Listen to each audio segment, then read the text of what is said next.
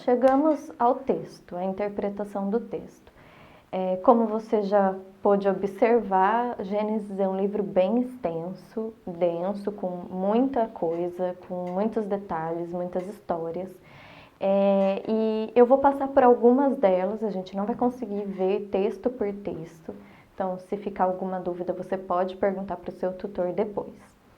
Eu queria passar no texto, no capítulo 1, no versículo 2, ele fala, né, que a terra era sem forma e era vazia. E aqui ela tem a palavra abismo, que pode ser como um oceano. Então temos que tomar cuidado com a poesia do texto, sempre lembrar da poesia hebraica. E ele fala que o Espírito de Deus pairava sobre a terra. Não é de uma forma comum, mas alguns afirmam que é como uma energia, como uma força criadora de Deus, que ele estava controlando, né?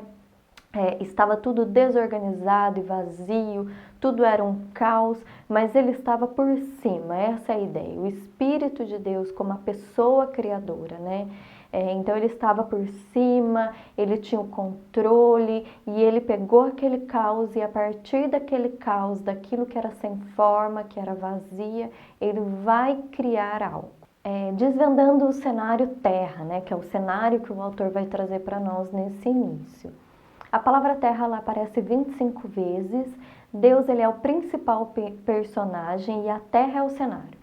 Então ele vai apresentar a criação e a majestade da sua pessoa nesse cenário que é a terra.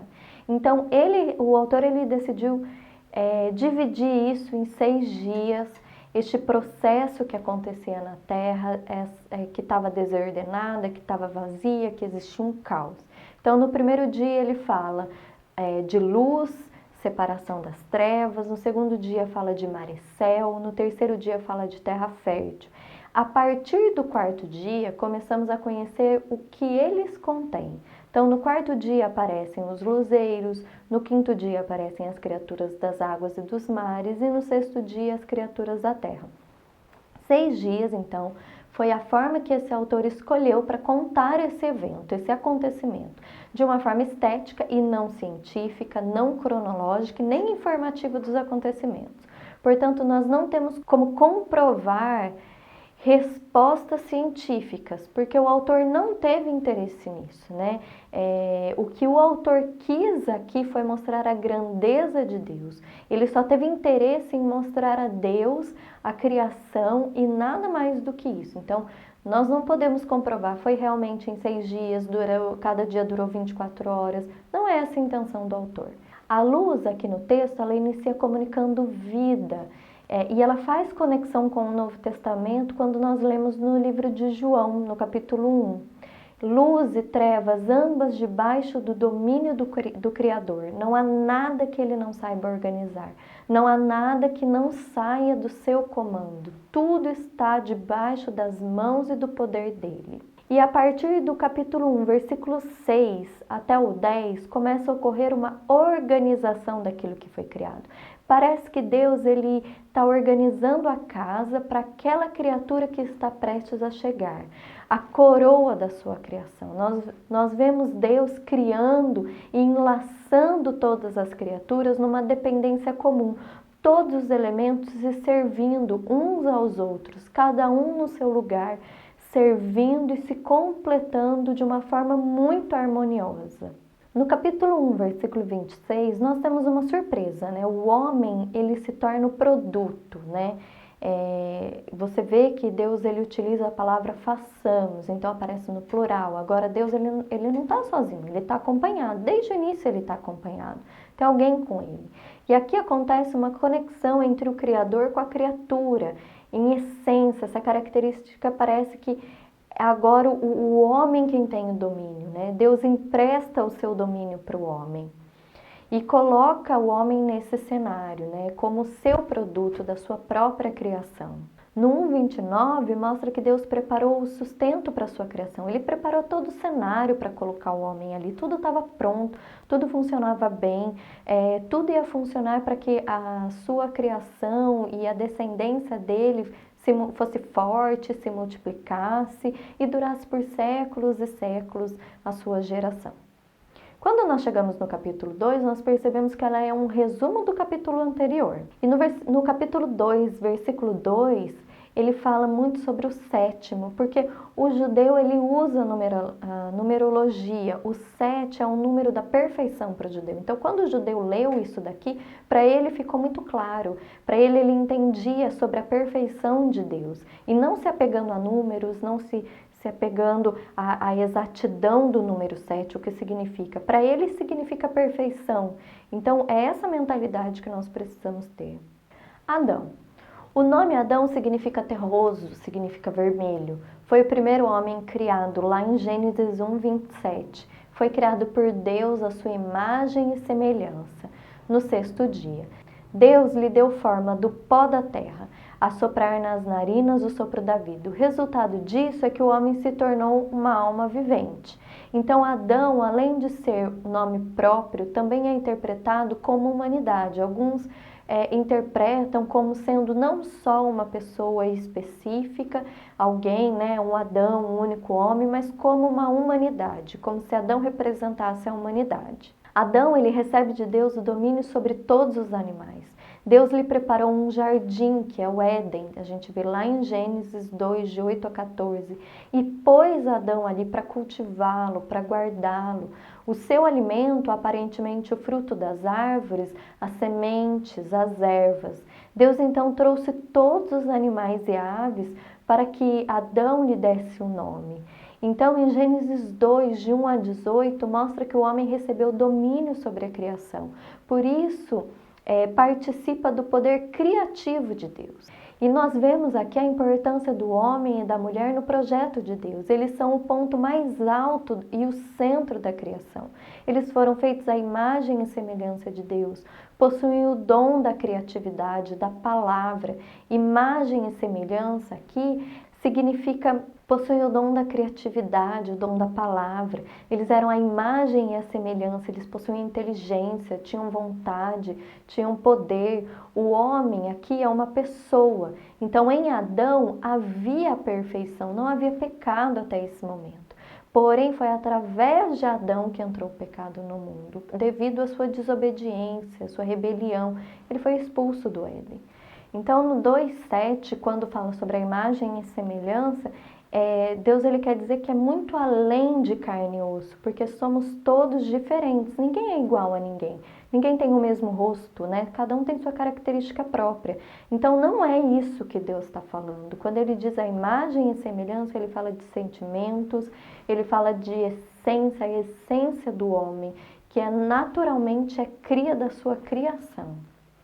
Eva, ela foi enganada pela serpente, ela conseguiu convencer Adão a comer do fruto proibido e, como resultado, Deus a condenou a ter filhos em meio a dores, a ser governada pelo homem. Eva teve os 3 primeiros filhos, que foram Abel, Caim e Sete. Depois do nascimento de Sete, o nome de Eva desapareceu da narrativa bíblica, havendo apenas algumas referências. Nós vamos ver em 2 Coríntios 2:11 e 1 Timóteo 2:13. A queda. A história descreve como os pais da humanidade, ao serem tentados pela serpente, desobedeceram ao mandamento expresso de Deus, de não comerem o fruto da árvore do bem e do mal. E essas consequências foram 2. A primeira consequência foi de culpa, a separação imediata entre o homem e Deus, eles se esconderam, a sentença de maldição que decreta tristeza, decreta morte, labuta para o próprio homem. E daí por diante, depois do pecado, o homem ele se torna uma criatura pervertida. Ele perde o propósito do seu próprio ser, que é viver e agir para a glória do Criador, que havia feito segundo a sua imagem e semelhança. E a partir de agora, o homem ele passa a ter a natureza maligna, que é pecaminosa, que é pecadora, além de ser a imagem e semelhança de Deus. Que isso significa, não fisicamente, mas significa ter o caráter de Deus, ter atributos desse caráter, ser semelhante ao seu Criador, é a criatura feita assim como seu Criador. E a partir desse momento, essa imagem e semelhança, elas foram distorcidas, elas se perderam. E o pecado, a natureza maligna entrou no homem. No 2,17 nós vemos que o homem é da terra, mas ele vem de Deus. O homem ele é chamado a ter uma vida prática, espiritualmente e fisicamente. Deus dá a liberdade e ensina a responsabilidade ao homem.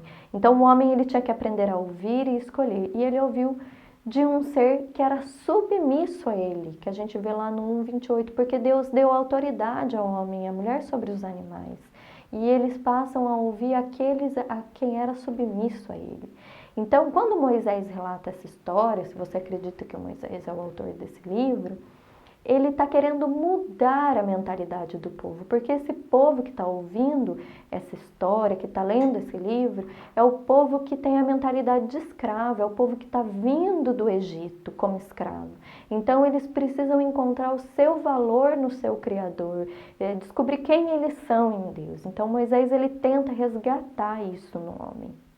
No capítulo 4, nós vamos ter a história de Caim e Abel, né, que a gente vai ter o primeiro assassinato, e aí você vai ler que Deus ele coloca um sinal em Caim. Que sinal era esse, né? Ninguém sabe dizer exatamente que sinal é esse, ninguém sabe afirmar com certeza que sinal era esse, né? Em Caim, Deus mostra a violência. Em Lameque, Deus mostra a poligamia, lá no capítulo 4, de 23 a 24. É uma sujeira que vai tomando uma proporção cada vez maior, a humanidade estava se autodestruindo até Deus trazer o dilúvio. Então ele toma uma atitude brusca, porque na ótica dele, vendo o destino que o homem tem tomado, ele derrama amor para parar toda a humanidade, ele mostra o coração dele. Então você observa que no capítulo 4, versículo 26, a partir de Sete, que é da raiz de Eva, é filho de Eva, começa então a descendência que invoca o nome do Senhor.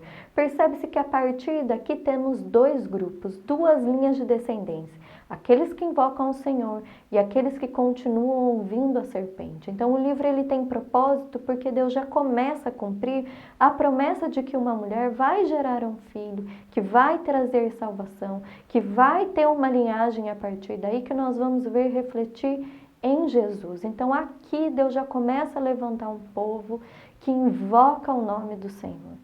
No capítulo 6, no versículo 3, diz que o Espírito de Deus não agirá com o homem para sempre. E daí ele diz, pois este é carnal e os seus dias serão 120 anos. Então nós temos duas ideias para isso. Poderiam ser dias como o nosso, né, como os nossos dias atuais, que Deus apenas reduziu esse tempo, né? E se for isso, não faz diferença, não vai mudar aquilo que Deus fez, a grandeza de Deus e a harmonia que ele coloca nesse livro, né? O autor ele mostra a sabedoria desse Deus criador agora como foi ou que sistema ele usou, né?